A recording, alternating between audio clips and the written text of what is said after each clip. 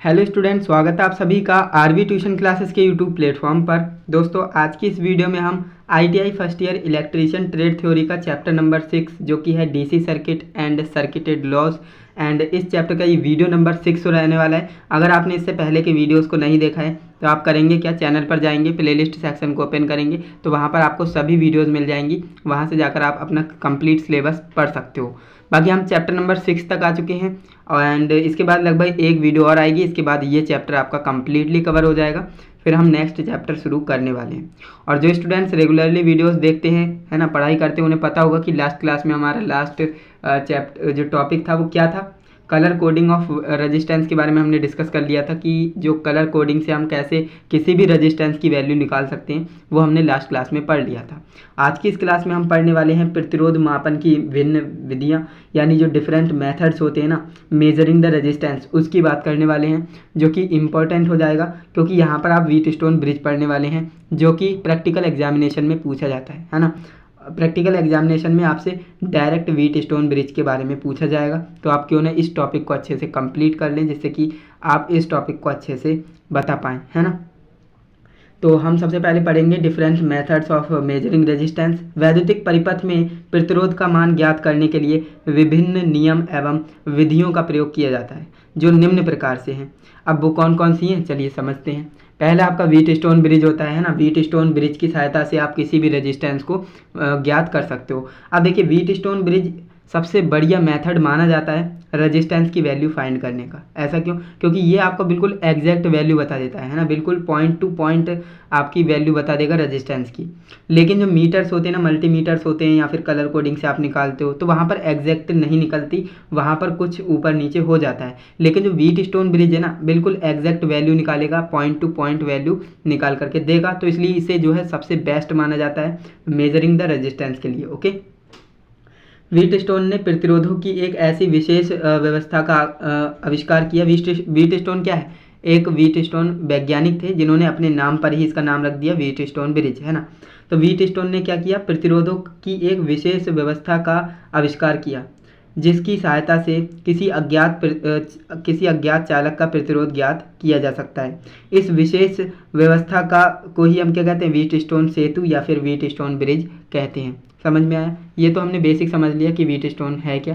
Wheatstone सेतु में 4 प्रतिरोध P, Q, are तथा एस का प्रतिरोध श्रेणी क्रम में जोड़कर एक चतुर्भुज ABCD बनाते हैं। यानी व्हीटस्टोन ने क्या किया, 4 रेजिस्टेंस लिए, है ना, जिनका नाम दे दिया P, Q, R, S, है ना, और उन्हें क्या किया, श्रेणी क्रम में जोड़ दिया। और श्रेणी क्रम में जोड़ा तो उन्हें एक चतुर्भुज प्राप्त हो गया ABCD, है ना, ABCD।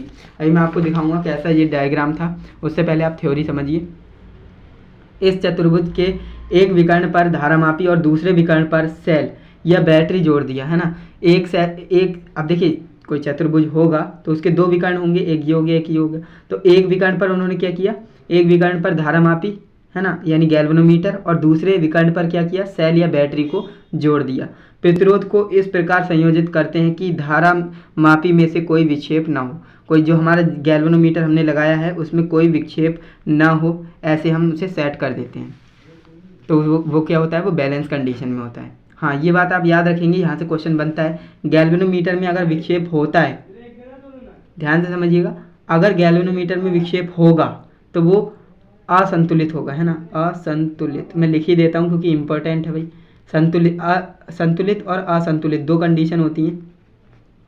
अगर देखिए असंतुलित में क्या होगा, उसमें से करंट फ्लो होगा, यानी कि असंतुलित में क्या होगा, उसमें से करंट फ्लो होगा। अर्थात हम कह सकते हैं कि जो हमारा गैल्वेनोमीटर है उसमें से करंट फ्लो तब होगा जब वो अनबैलेंस कंडीशन में होगा। अगर जो हमारा ब्रिज है, व्हीटस्टोन ब्रिज है, वो संतुलित अवस्था में है तो ऐसे में जो है उसमें से करंट फ्लो नहीं होगा, अर्थात जो हमारा गैल्वेनोमीटर है उसकी सुई में विक्षेप नहीं देखने को मिलेगा। क्लियर है? तो यही मैं आपको समझाना चाहता था। उम्मीद करूंगा कि आपको समझ में आ गया होगा क्योंकि ये आपको डायरेक्ट एग्जाम में पूछा जाता है। तो इसके बाद आपका नेक्स्ट है जो सिद्धांत, हम समझ लेते हैं कि इसका क्या प्रिंसिपल है, किस प्रिंसिपल पर ये वर्क करता है ना, क्या इसका सिद्धांत है।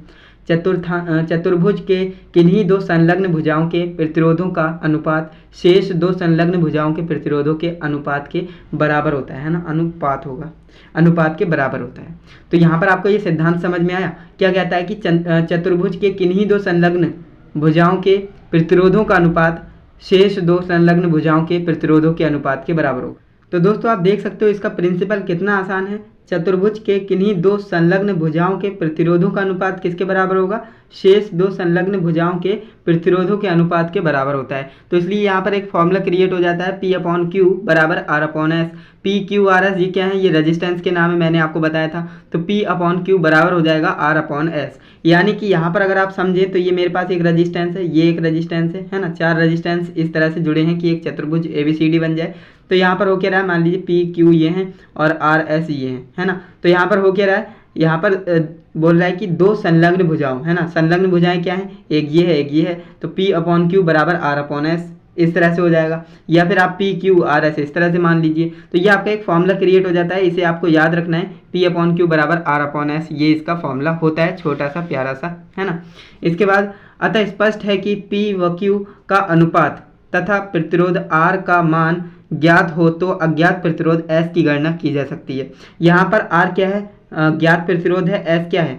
S आपका अज्ञात प्रतिरोध है ना। क्या है? अज्ञात प्रतिरोध है और इसका ही मान हमें निकालना होता है। तो इसीलिए बोल रहा है अतः स्पष्ट है कि P व Q का मान तथा P व Q का अनुपात तथा प्रतिरोध R का मान ज्ञात हो तो हम अज्ञात प्रतिरोध S की गणना कर सकते हैं। P व Q भुजाओं के अनुपाती भुजाएं AD को ज्ञात भुजा तथा CD को अज्ञात भुजा कहते हैं, है ना। तो अभी तक ये मैंने आपको थ्योरेटिकली बता दिया है ना। अब आप इसको प्रैक्टिकली अपने कॉलेज में सीखेंगे ही।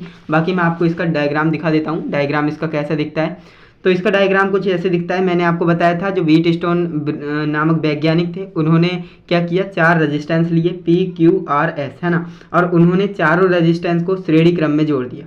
श्रेणी क्रम में कैसे जोड़ते हैं? पहले रेजिस्टेंस का दूसरा सिरा दूसरे रेजिस्टेंस के पहले सिरे से, है ना। दूसरे रेजिस्टेंस का दूसरा सिरा तीसरे रेजिस्टेंस के पहले सिरे से कनेक्ट हो। तो इस तरह से जो कॉम्बिनेशन बनता है वो आपका श्रेणी क्रम होता है। ये मैं आपको पढ़ा चुका हूँ, है ना। तो ये आपका क्या है, एक श्रेणी क्रम संयोजन है। अब यहाँ पर होता क्या है, दो विकर्ण होते हैं, है ना। एक विकर्ण ये हो गया और एक विकर्ण ये हो गया। इस वाले को ऐसे न दिखा करके ऐसे दिखा दिया, कोई दिक्कत नहीं होगी, है ना। तो ये आपका एक विकर्ण पर क्या किया, एक विकर्ण पर यहाँ पर कुंजी, है ना, की लिख दिया है इंग्लिश में, बाकी इसे कुंजी आप कह सकते हो, कुंजी, है ना। ये आपकी कुंजी हो गई और ये बैटरी हो गई। यानी एक विकर्ण पर हमने बैटरी को कनेक्ट कर दिया और दूसरे विकर्ण पर हमने जी बोले तो गैल्वेनोमीटर यानी धारा मापी, जो आप मैंने बताया था ना, धारा मापी तो नहीं कहेंगे थे, ये आपका क्या होता है, गैल्वेनोमीटर होता है ना।